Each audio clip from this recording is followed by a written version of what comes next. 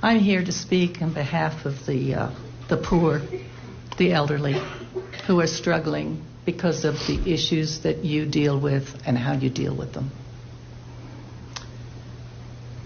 So we're talking about a thing that's going to navigate people. I took a look at some figures, and I figured some people here ought to hear them. If we look at Denver with 40,000 immigrants, and we think that they cost $1,000 a month for housing, it's going to be $480 million for 1 year. That's just at $1,000, and I don't think you can get housing for that. If you feed those people 40,000 at $200 a month per person, I don't think that's possible today. If any of you have gone to the grocery store, that's 96 million in a year. We are headed for a tsunami. I don't think you know what you're heading at. The total of that, $576 million. Your budget, if I am correct, and I Googled it, I might be wrong, is only $72 million.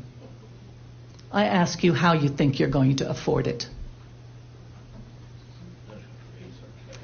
Now, I'm not sure I'm correct on all those numbers, but they're pretty close.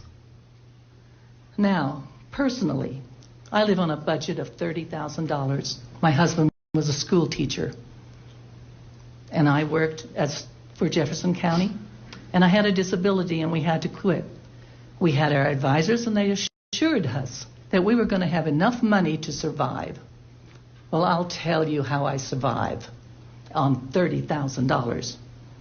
You have done such wonderful work with your housing that you have caused my taxes to go up to $4,000. Oops, I'm getting really close. $3,000 for insurance, $3,000 for my car, $10,000 extra. Take that out, and I live on $20,000.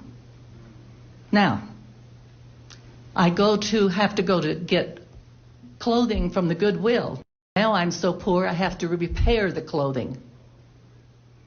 I go to the food bank, and I'll tell you what I see. I see immigrants coming in, jostling and pushing us out as they cut line, take more food than they're required to do, and our poor staff that deals with those things are out of their ever-loving mind trying to figure out how they're going to handle it. Yeah. You ask how I'm coping? For God's sakes, help me.